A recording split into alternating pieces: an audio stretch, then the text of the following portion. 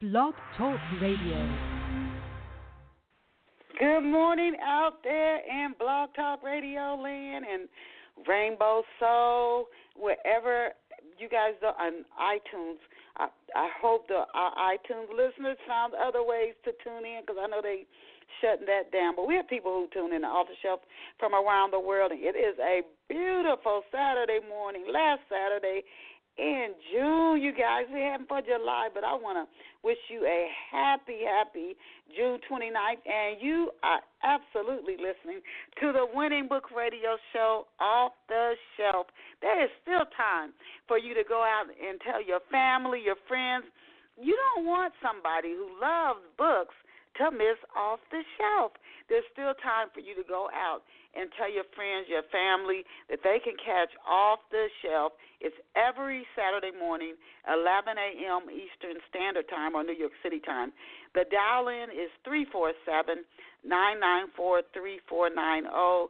Again, that's 347-994-3490. And you can also tune in via the chat room, or again, there are so many different ways to catch Off the Shelf live.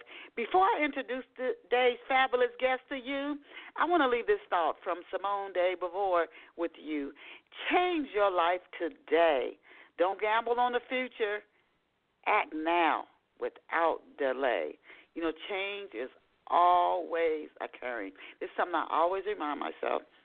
Whatever, I've been doing something a long time, and I still don't have what I want. Like, oh, man, this is never going to happen.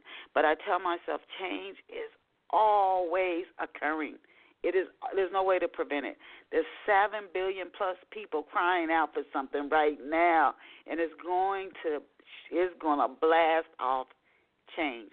So for myself, and I encourage you just to keep focusing on your goal, do something day by day. Change is always happening, even if you don't see it. So don't stay stuck. Change your life today. Don't gamble on the future. Act now without delay. And that's from Simone de Beauvoir. And so in welcoming you to today's show, I want to next ask you, how good of a mystery sleuth are you? Are you really, really, really good at figuring things out? Whether it is something that's happening in real life, despite what you might hear on the surface, you're like, I really know what happened. And you're right. You're not wrong when you guess it. Or you read a book, or you watch a TV show, or go to the movies. Before the end's revealed, you know just who did it. Are you one of those folks? And you like to figure things out before it's revealed? You're just so on point with that. Then I really encourage you to hop over to Barnes & Noble, Amazon, ebook it. Get you a copy of Love Pour Over Me. If you get an ebook copy, you can start reading it within an hour or less. Another question for you is, how much do you value relationships? Soulmate relationships. And relationships where we are strongly influenced, talking about change your life today. The relationship you have with your parents, particularly if you didn't have a healthy relationship with your parents, like Raymond. His mother walked off and laughing when he was 2, and his father, thank goodness, raised him, but his father has untreated alcoholism. What happens to little Raymond? Change your life today. And I wasn't even thinking of that quote when I put it on to ask you these questions. Do you value relationships? Even the ones that you know have changed your life in ways you can't go back. All you can do is go forward. All you can do is go forward. And maybe that is, if any good thing comes out of having a bad childhood, maybe it's knowing I can't go back there. I don't want to. I can only go forward. So maybe that's the one way you could look at something good from it and change your life today. If you value soulmates, friendships, parental relationships, just relationships, period, and you want to watch how someone evolves. And he has 4 fabulous friends, by the way. If you want to watch how someone evolves and you love a mystery, because there's a murder mystery tucked in this book, I would encourage you to stop what you're doing right now and go get yourself a copy of Love Pour Over Me. Love Pour Over Me by Denise Turney and let me know how you enjoyed the book. Treat yourself to a copy today. And now let us go and meet our very special off-the-shelf guest. And our special guest this morning is Jennifer Taylor. Now, Jennifer is an energy healer, and boy, we can use a lot of that, can't we? She is a self-motivator and the CEO of Quantum Touch, Inc. Jennifer's passion is helping people to see and release the healing power of love. She has a Bachelor of Science in Computer Science and a minor in philosophy from California Polytechnic State University. Jennifer is the author of the books Love Incorporated. Don't you love that title? And Spiritual and Broke. We definitely got to talk about that today. And I encourage you to check Jennifer out online at JenniferNoelTaylor.com, and I will spell it JenniferNoelTaylor.com. Again, JenniferNoelTaylor.com. Jennifer Noel Taylor. JenniferNoelTaylor.com. Let's give Jennifer a warm off-the-shelf Books Talk Radio welcome. Welcome to Off the Shelf, Jennifer. Great. Well, thanks for having me. I appreciate it. We are so excited and happy to have you here with us on Off the Shelf this morning. The first few questions, Jennifer, that I'm going to ask you, I ask all our guests. I can remember we've been on the air 14 years. When I first started out, I just launched right into questions, and the listeners came back to me and said, whoa, we want to know a little bit about the guests before you start asking them about their books. So this is why I ask these first few questions of each guest. So to begin, Jennifer, could you please tell off-the-shelf listeners where you grew up and what life was like for you growing up? Sure, yeah. So I grew up in near Los Angeles, California, both in Pasadena and then Newbury Park, California. And I was a bit of a nerd in high school. I read a lot of books. I got the Bookworm Award in high school, and I just was very much into philosophy in high school and delving into what's the meaning of life as a child. And I was really into near-death experiences, studying near-death experiences, and I was kind of very intellectual as a child. And then I went to Cal Poly in San Luis Obispo and studied computer science, which I loved, and then philosophy, which was even more interesting. Just loved exploring, why are we here? What is life about? What's the meaning of life? And I just loved getting into philosophical discussions with anyone who would have one, and that's always been my thing. Just what's the meaning of life type of thing. So that's a little bit of background. So did you have siblings? And did they hold those same interests? Your siblings? I have a brother, and he was more into. He loved music. He liked playing the drums. He loved DJing parties, and he was really into music and not so much into philosophizing about the meaning of life. He was a little bit of a prankster. I remember one holiday, all of a sudden this thick layer of fog started rolling into the living room, and he had turned on his fog machine, and during like a Thanksgiving dinner, and so we had fog that day. So he was a little bit of a jokester, but more into music. Oh, okay. Because sometimes I always wonder, children, sometimes we follow our parents' path or an older sibling's path, but curious that those things interest you. I was interested in philosophy and when I was a kid as well, and I don't think my siblings were as much, but I always wonder why some child always kind of goes off in a different direction, and some go into arts. I mean, just strongly into arts.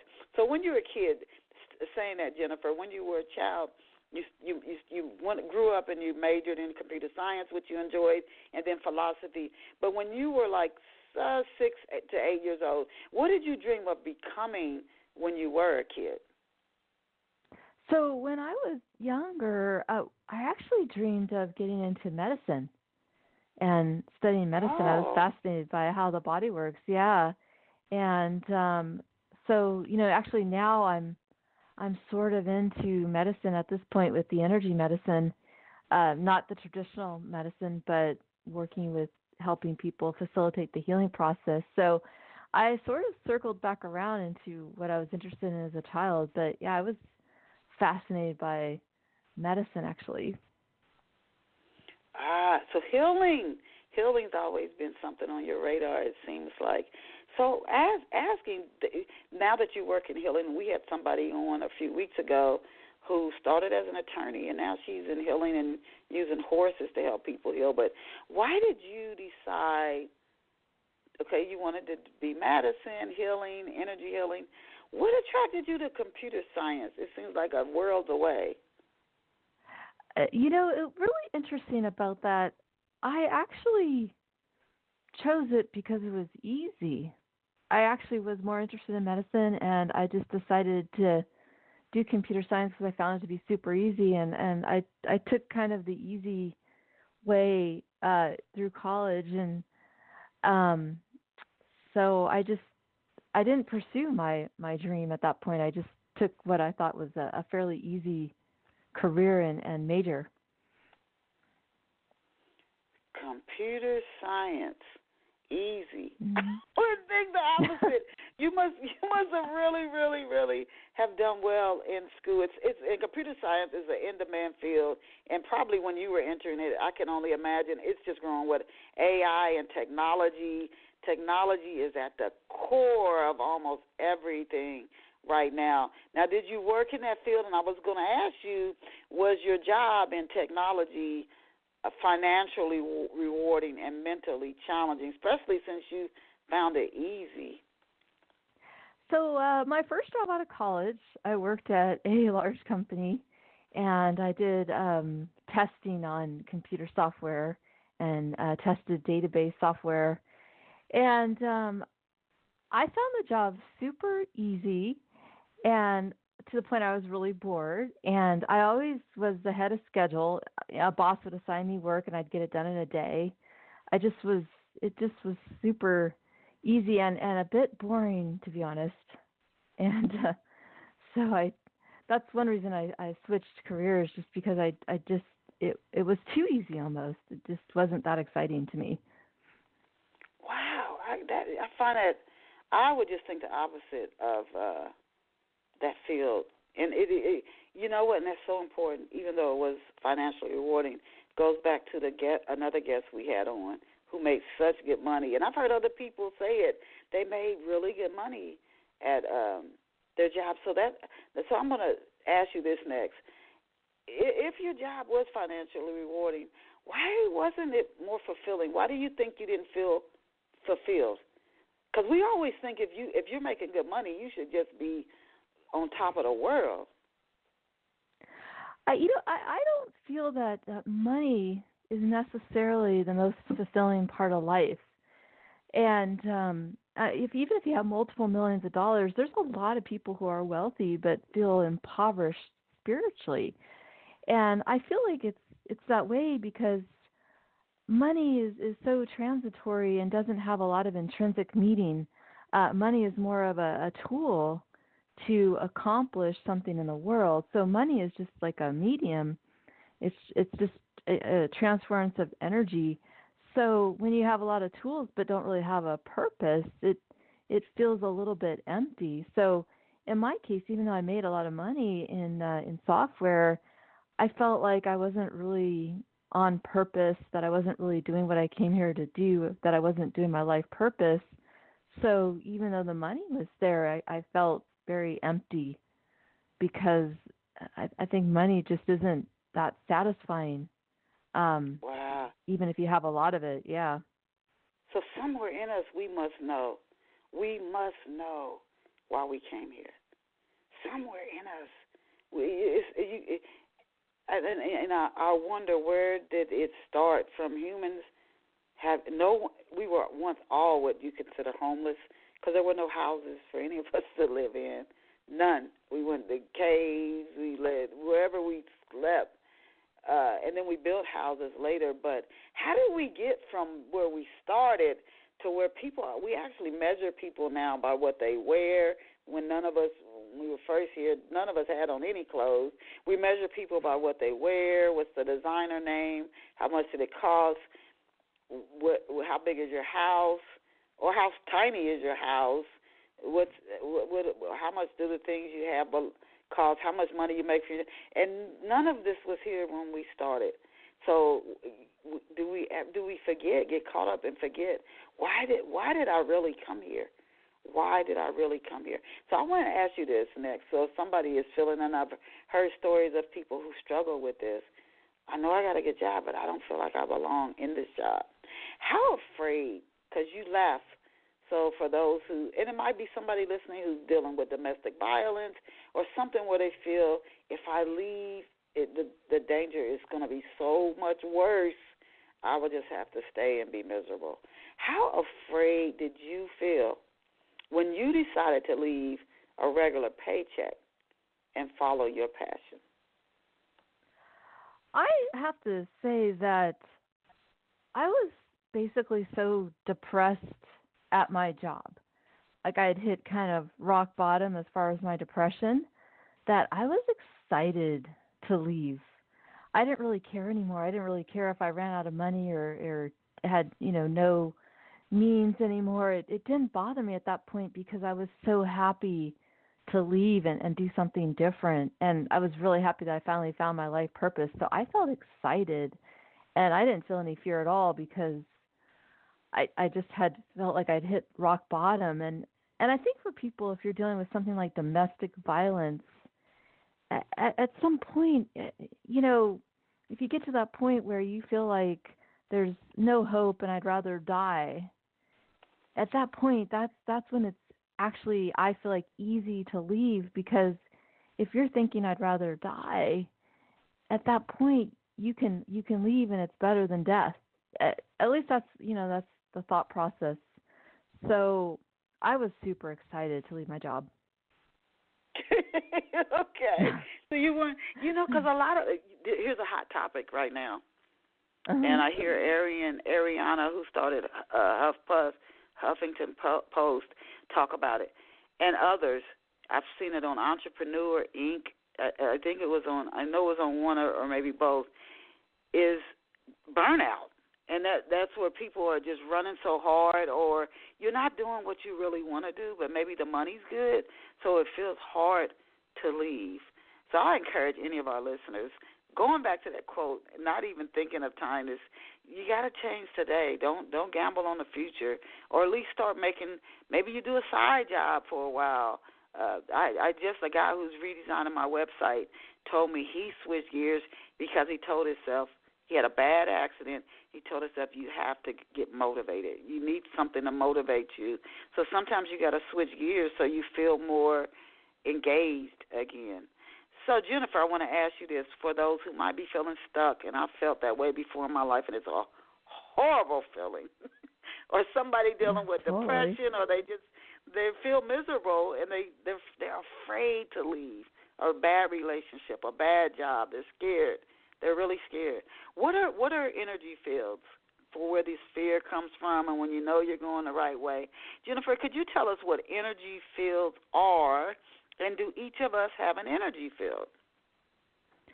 So I believe that everything in the world is energy, that we're basically spiritual beings in human form, and that we're energetic beings primarily, and that our outer reality is a reflection of who we are spiritually and energetically, so that whatever you're projecting energetically into the world gets reflected back to you.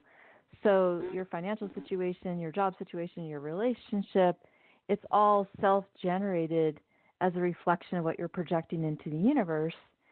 And that's why I work with energy medicine, because when somebody has pain or some other physical condition, we believe that if you change the energy you're projecting, the physical condition will shift. And so that's my primary belief about who we are and why we're here, and what's the fundamental nature of life. So what is an energy field? What is like a field of energy? What is that? I view that the energy field is the energy that you're projecting into the world. That's your field of energy. So you have kind of, so like, let's say that I feel, fear about being poor, financially poor. That fear is actually something that I'm projecting into the world. That's a belief that I have that I'm projecting into the world, and that fear is actually an energy. So if you walk into a party and you kind of feel a vibe, like somebody has like a weird vibe, or you get, I don't know, do you know what I mean? Like there's some people have like maybe a weird vibe or something. That you're feeling their energy. You're feeling like, maybe they're angry, like an angry person. They're projecting an energy that doesn't feel good. And so that's what I'm saying about energies. We're always projecting energy into the world, and it's our emotions and our spiritual path and our beliefs and even our diet, and it's just all, everything that we are as an energy field. Now, do our energy fields around, like, want to talk about your book, being spiritual and broke? I definitely want to talk about that, because I think that happens to, many, many, many, many people. But do our energy fields change? And if so, how can we change our energy field? Your energy field can change fairly easily, because it's based on your beliefs and your emotional energy and whatever you need to forgive, and it's based on a lot of your past. There's a lot to your energy field, and you can change it. So, for example, if you forgive, if there's somebody you need to forgive, or if you forgive a past event, or if someone wronged you, that actually changes your energy field. And that also changes, what you're attracting into your life. If you process your anger, let's say that you've been walking around really angry for the last year, and you finally decide to release and process that anger, that changes your energy field in a very dramatic way. I can tell you, I heard this years ago. Somebody said, if think about just sit down and write down whoever you feel has wronged you, or maybe you can just start there, and then just forgive the person. Either you write them a letter or do something to forgive them. And I actually did that once, and I'm telling you, I felt an inner shift. You can literally feel it happen when you really do it. If you say you forgave somebody and nothing shifted, maybe you have to go back and do it again. But when you really mean it, you can feel something in you shift, something in you genuinely change. So I want to ask you this next before we go into spiritual and broke. There's so many gems you could share with our listeners here this morning.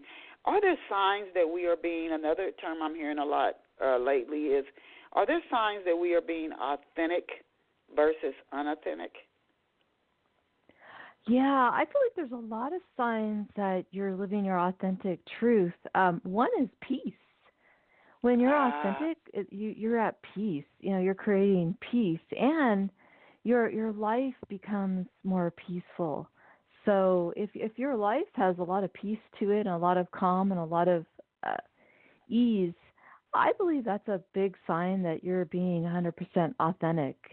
When you don't really feel like you have problems, or it just feels that, it's easy, it's smooth, it's nice, it's like a vacation. When your life starts to feel that way, that's, I believe, a sign that you're being authentic, and when you're authentic, that's inner peace. And that is what, when you think of Source, don't sacrifice, because Source has everything. So there's nothing you could sacrifice that would benefit Source. If it has it all good, What would it need you to sacrifice anything for? It'd be no use. It'd be useless to do that. You can't give something to something that has everything. So why would you sacrifice your joy or your peace? But that is good. That's a very good road path. Do you always feel at peace? Do you always feel joy? Do you feel loved and cared for? If not, it's time to look. And we can change your life today. Back to that beginning quote. Now to your book, Spiritual and Broke. Can you give us an overview of this book that I think is so needed? Can you give us an overview of Spiritual and Broke? Sure. So I wrote the book. It grew out of my own pain in the past because when I quit my job as a software developer to do what I love, which is energy medicine, I noticed something really odd. I went broke. And I was under the impression that when you follow your heart and do what you love, the money will come. Mm-hmm. And in my case, yeah, and I thought, okay, I quit my high-paying job to do what I love, and where's the money? It didn't come like I thought it would, and it turned into this inner battle of, wow, did God desert me? What's wrong here? Why isn't the money come? And I know a lot of people who were in my same position. They did energy medicine, or they're doing some kind of coaching practice or some kind of healing business, or they're following their heart, and they're really struggling with money. And in my case, I ended up with over $135,000 in debt. So my financial net worth was negative $135,000, and that was really rough. So I changed how I was dealing with the world, and I paid off all my debt, and I saved a bunch of money. And so I wrote this book to show how even doing what you love, if you shift your energy around money, shift what you're projecting into the universe, that you can pay off your debt and start saving and grow your net worth, and you can still do what you love. So that's why I wrote that book. And 75% of Americans are living paycheck to paycheck. They're in debt and they don't have savings. And I really want to help people get out of that financial struggle and move into a much smoother relationship with money. And you went through it yourself, so you know that it can be done, which is important. So I wanted to ask you, though, how is it possible? This kind of you dealt with the next question I'm getting ready to ask, and I did too. It was right after the recession, and I said I was offered a job in the corporate world, and I also knew I had an opportunity to do a freelance writing job. So I was given two different choices, and I said I'm going after my writing. I looked back years and said, man, I wonder if I made the right choice. But today I think I did. But people kept saying, do what you love and the money will come. And I would say, nah, not necessarily. So I wanted to ask you, for what happened to you, how is it possible? You're doing what you want to do. You're doing what you think you really want to do. But you're not bringing in enough money to pay your bills. The starving artist everybody's heard about that. How is that possible? You're shifting your energy. You're doing what you love. Why wouldn't the money just show up? Well, I believe that it requires some deeper shifts than just doing a career of what you love. It requires a greater shift into being your authentic self. So let me give you an example, because that's a very abstract. So one of the things that I talk about in my book is this. I deal with how was I spending my money. And even though I was doing what I loved and doing a career I loved, my spending was really out of alignment with my authentic self. So, for example, I spent a lot of money on clothes I never wore, on makeup I never used, on just all these physical items that weren't really in alignment with my truth, because I was emotionally spending. You know how some people emotionally eat? I was emotionally spending because I needed that high. I needed that feeling of I needed to kind of soothe my emotions with buying something because I got that little buyer's high. And so as part of my process, I really started to take a look at this is, why am I spending this money on all these things that I don't really love? And a lot of it was ego. I thinking, I need this new outfit to attract a man, or I need to wear makeup because everyone else wears makeup, or I need, all these fancy throw pillows because when my neighbor walks into my house, it needs to look good. Just, I was spending money from a different purpose than really connecting with my heart and my authentic self. So that's one example, I feel like, where doing what you love is awesome and it shifts your energy, but it may require additional shifts to release the ego and become more in alignment with your authentic self. So you might do what you love, but you still might have some issues around money. And when you had your regular job, that was kind of taken care of in a way. Because some people have regular jobs that pay well and they still overspend. But when you start launching out on your own and you don't have this big company behind you, you'll know if you got some money issues. Trust me. You will find out pretty soon if you have some money issues. Why do bad things? We're talking about energy fields, spiritual and broke to our off-the-shelf listeners. If you came in, you just joined today's show. Why do bad things happen to people who are kind? Talking about energy fields, they're doing kind things. Why do bad things like financial issues, a health issue that might take all your money, why do bad things happen to people who are kind, people who do good things? You would think they have good energy. Mhm.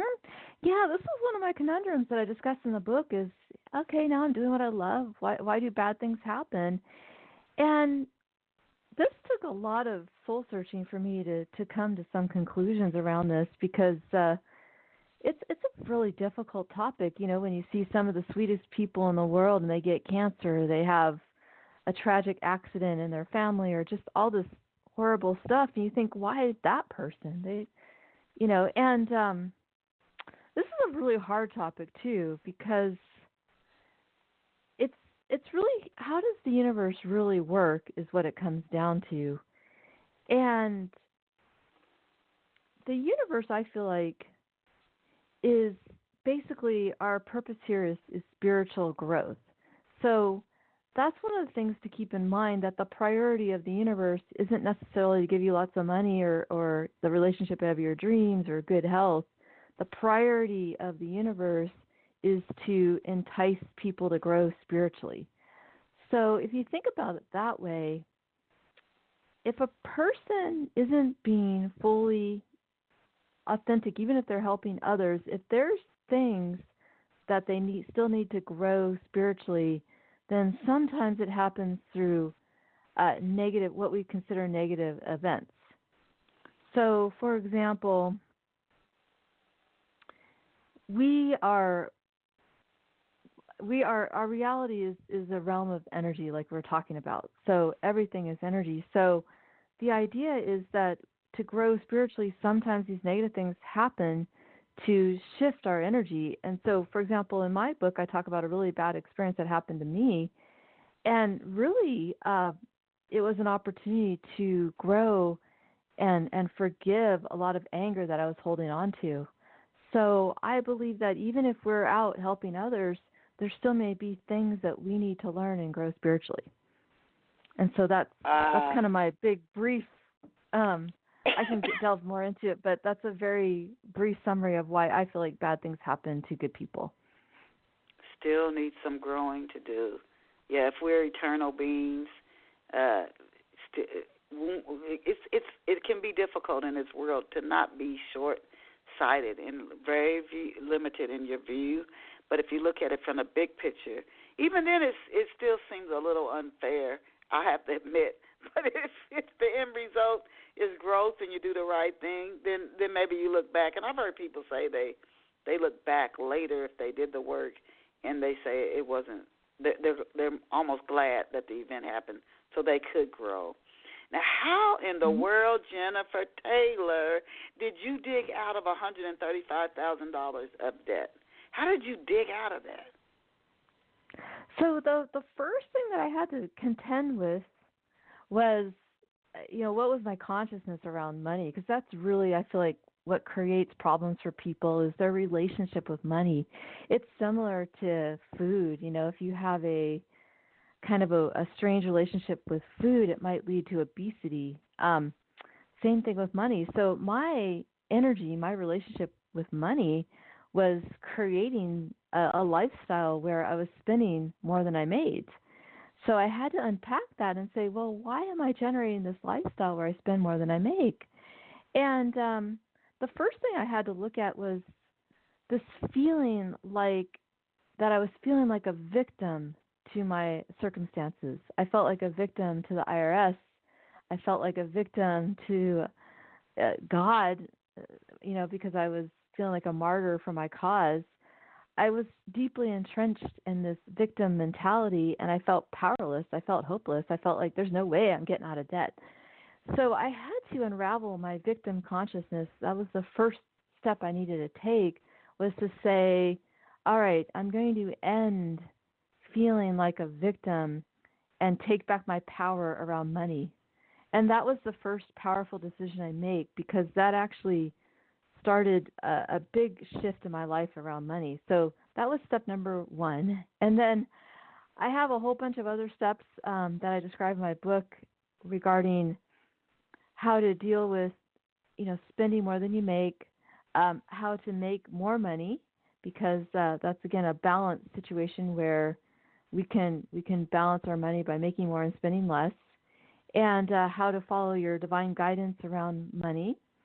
And so there's a lot of things that I cover in my book around, once you're willing to take back your power, what are the next steps?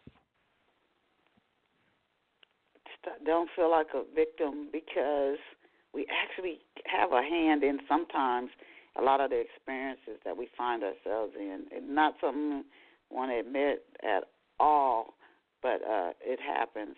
You're doing the work. Yana Van Zandt, she comes on the Oprah Winfrey Network, and she worked so hard to get her books to bestseller, was on TV, and then she said she lost it all. And then she's worked in her way back out of it. But this is something she will often say, and I mean, this woman works hard. She often says, you got to do your work. You got to do your work. or if you're going to stay stuck, you change your life today. Don't gamble on the future. You're going to keep in the same, and everything's always changing. You can get on that wave of change and take a good step forward today. So, Jennifer, why do we substitute in your studies, in your healing studies? What have you found? If you work with clients, what have you heard them say? What are some things that have come to you as to why we substitute quote-unquote things, shoes, clothes, sex, food, for love?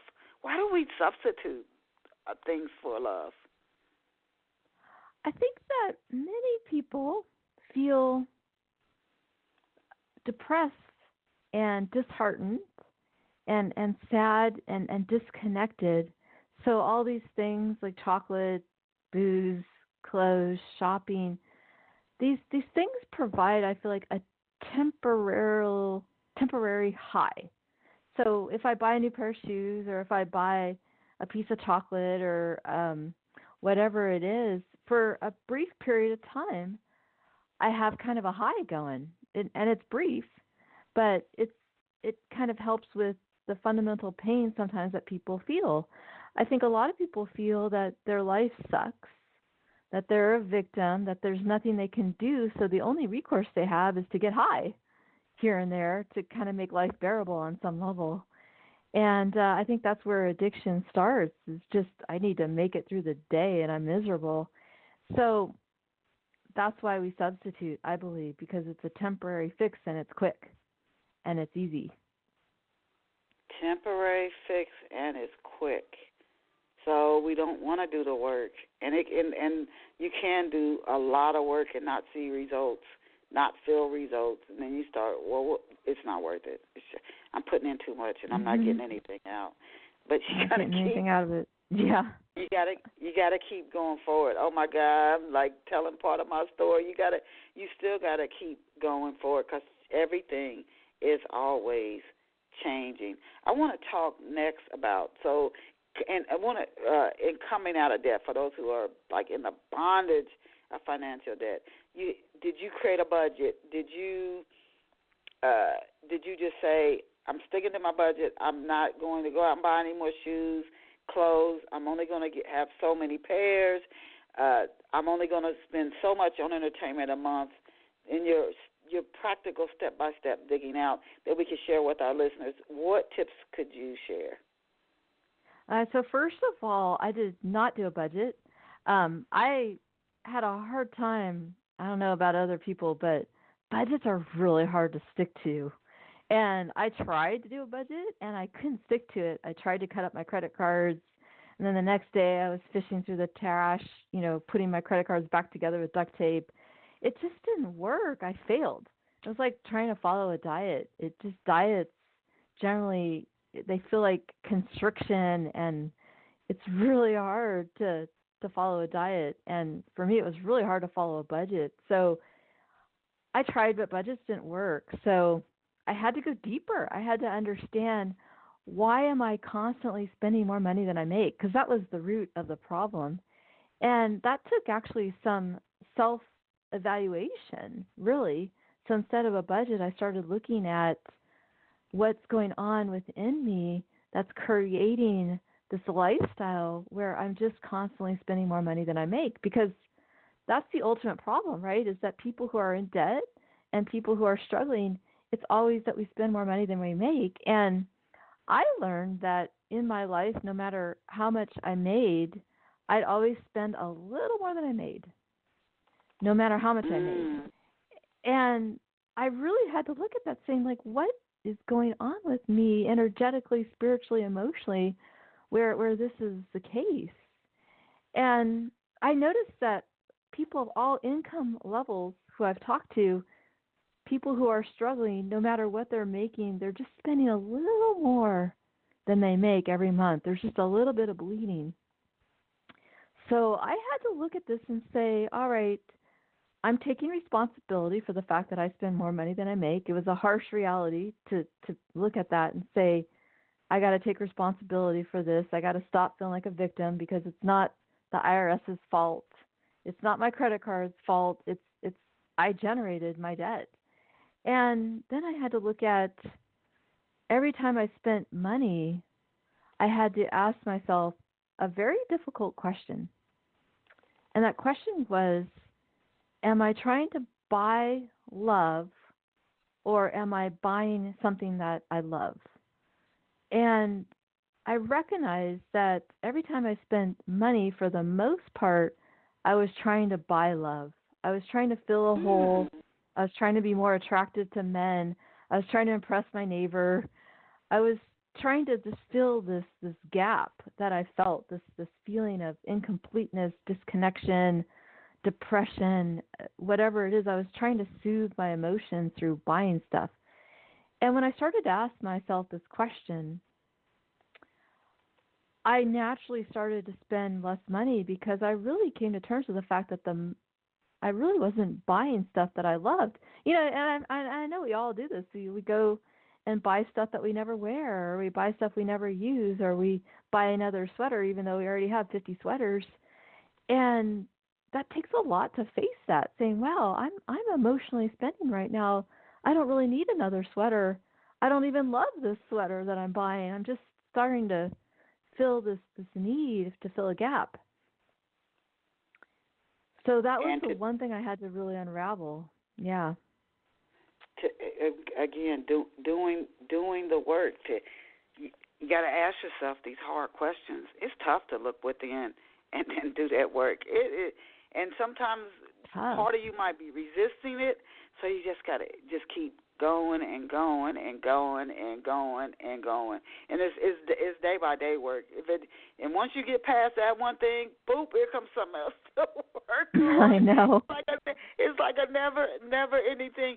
What is Quantum Touch Inc., Jennifer, and how did you become the company CEO?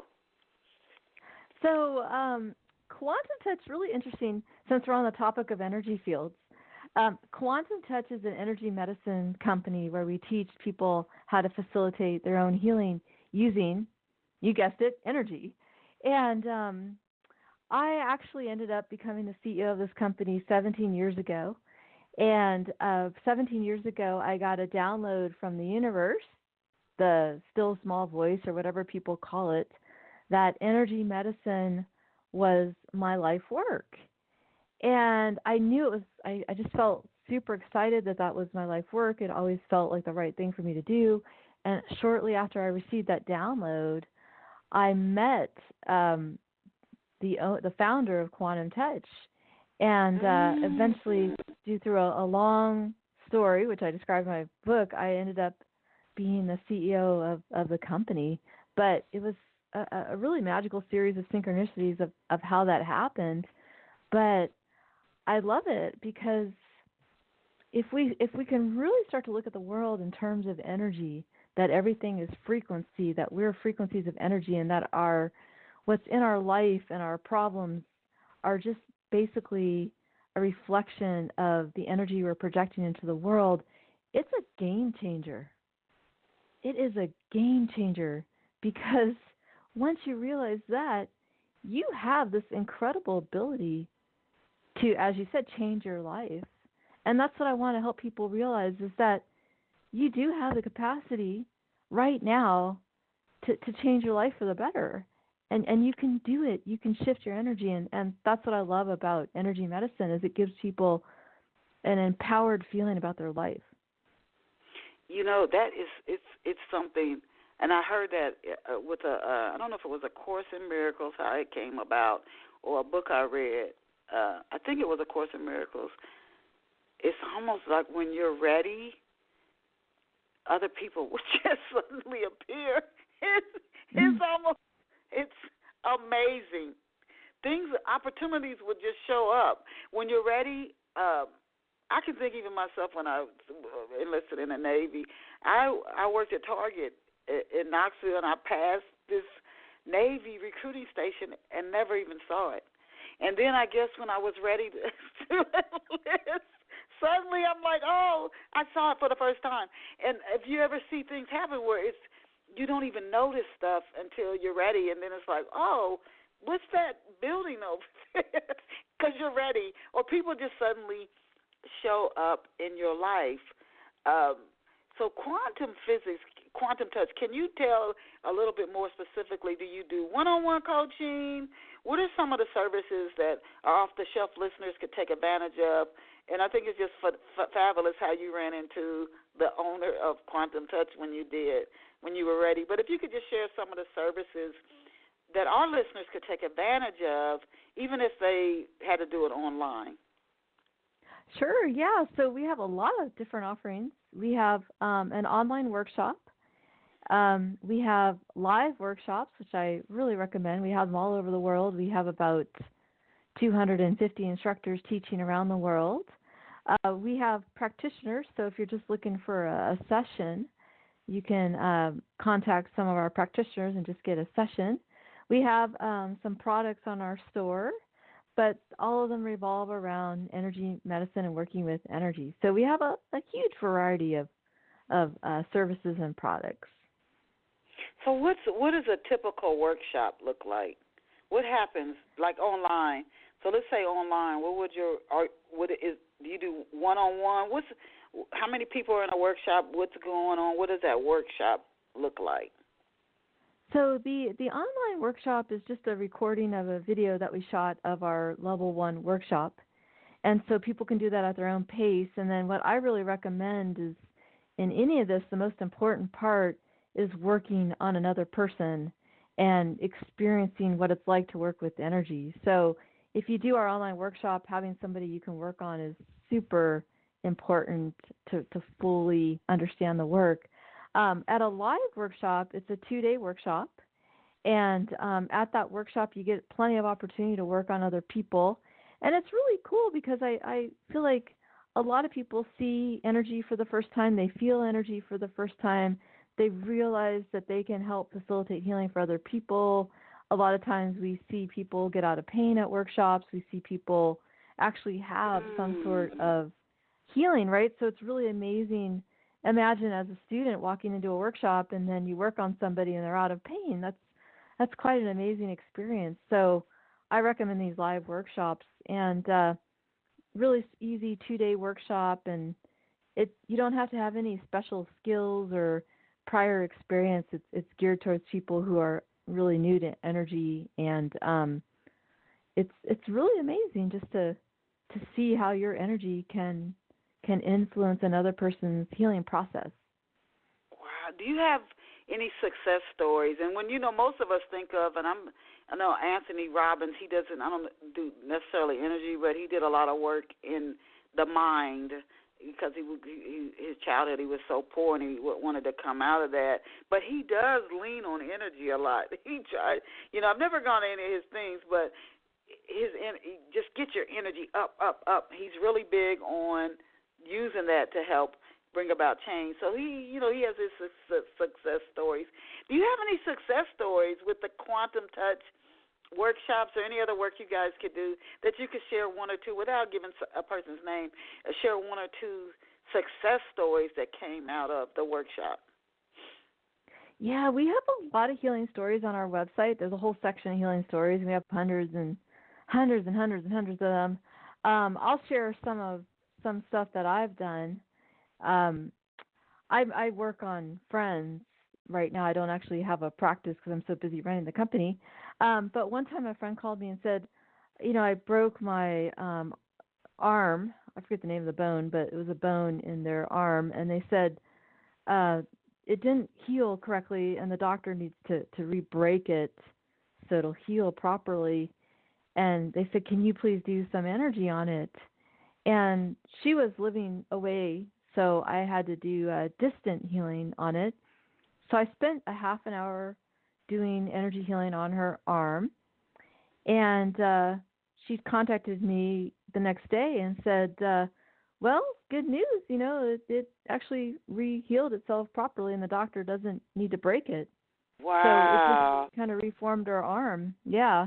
And so stuff like that happens. Like, we see a lot of what's considered miraculous stories, and I've kind of, believe it's just so commonplace to me now that I mean, like, we call them normicals, miracles that are become really normal in our life, and it's really amazing. But since everything is energy, the reality is really fluid.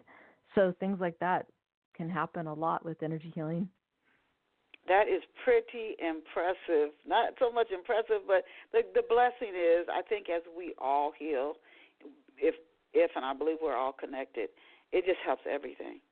You got to do your work. It just helps everything. It's not like one person's causing all the problems. We all are participating in this. It's so important. It's so important not to sacrifice and to choose love, peace, and joy. And if you're not feeling that way, you have to make changes, even if a part of you is resisting it, because that's the good thing. That's the good thing. We only have a few minutes left. Jennifer, I wanted to ask you, can you share with our listeners who might be writers themselves 3 to 4 steps that you've taken that you found to be effective for you at getting the word out about Quantum Touch, your company, and your books?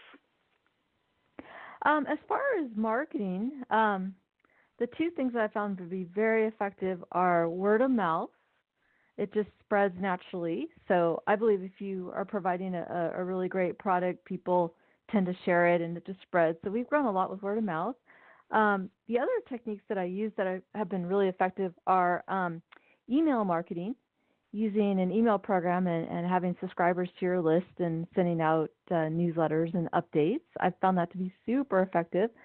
Another is Google business listing. So if you add your business to a Google business listing, I think that can be really effective.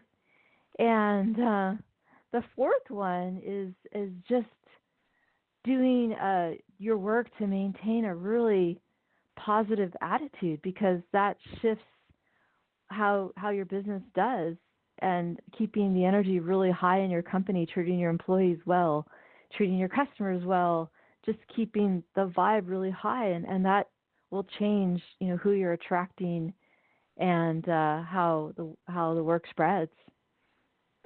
Thank you for sharing that. Are you working on any new books, Jennifer? And if so, can you give us a glimpse into what you're working on and when we can expect to see it on the market? I'm actually currently not working on a new book right now because I have another project I'm working on that's really been kind of a fun project for myself. I'm working on building a house right now. Once I do that, I'll see what my next thing is. But that's been kind of my project for the last several months, and I'm working on a project to help a family in Costa Rica get their house. So it's kind of interesting how we're living parallel lives right now. So those are my two pet projects right now. Okay. Now, we learned so much about ourselves. We really didn't touch on your other book, which is Love Incorporated. Can you really, really quickly give us a brief overview of Love Incorporated? We have about 4 minutes left in today's show. Oh, sure. So Love Incorporated is really about connecting with your guidance system, connecting with your divine guidance, finding your life purpose, my philosophy on how the universe works, how everything is energy, and I explain a little bit of the physics behind that. And it's really, people have read it, said it's helped them really connect to their divine guidance and find their life purpose. So it was my first book that I wrote, and it's a really fun little book. Oh, okay. So it's a book. Are there like word? You know how a lot of books, and sometimes the writer will say you have to do the exercises in the book. Is this a book that when you put it down, you will have somehow shifted a little bit, because if you do all the exercises, you should shift.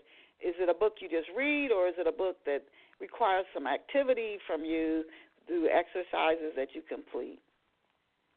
This book is just something that you read, and some readers have said that by reading the book, it's really helped them connect to their guidance system. So it's more of like, I feel like a lot of times when we read a book, we absorb the energy of the book, and that energy helps us in some way. And so even like reading, for example, Michelle Obama's book, Becoming, it's very inspirational because it's like you're absorbing her positive energy and saying, wow, how empowering and fun. And I feel like a lot of books, it just helps us shift our energy just by reading the book, actually. Where can off-the-shelf listeners get a copy of your book, Jennifer? So both books are available on Amazon. If you go to Amazon and type Spiritual and Broke, it comes up on Amazon. And then I have another thing that I'm doing. If you go to my website at jennifernoeltaylor.com and sign up for my mailing list, you'll get the first 55 pages of Spiritual and Broke for free. And that way, before you actually buy the book, you can see if you resonate with it so that you can make an informed decision. So I hope people can take advantage of the free offer. And both books are available on Amazon. Okay. Any upcoming speaking engagements? If so, can you let us know? And then if you're on social media, can you let us know some of the social media networks you're on? Sure. So we have an event coming up in October called the Transformational Gathering, and I'll be speaking there as well as other people from our community. And you can find out more information about that on our website at quantumtouch.com. And then I'm really active on my Facebook author page, so jennifernoeltaylor.com. I do a lot of stuff with Facebook, and I have some other social media stuff. If you go to my website, jennifernoeltaylor.com, I have my links to my social media on that website as well. Oh, thank you so much, Jennifer. Facebook, she's on there, and you go to her website and you can keep up with her other social media networks. And again, that's Jennifer Noel Taylor, JenniferNoel TAYLOR.com, JenniferNoelTaylor.com. Thank you so much for being here with us on Off the Shelf, Jennifer. To each of our listeners, thank you for tuning in to Off the Shelf this morning. Please, please, please, just mark it on your calendar. Saturday mornings, you're going to catch Off the Shelf Radio at 11 o'clock Eastern Standard Time, a good way to start your day. And remember the thought that we started the day with: change your life today. Don't gamble on the future. Act now without delay, from Simone de Beauvoir. Thank you for Jennifer Taylor. To our listeners, as I always tell you, you are incredible. You're awesome. You are amazing. Go out and create a fabulous day for yourself. See you back here next Saturday at 11 a.m. Jennifer, I'll shoot you an email. Bye for now. Great. Thank you.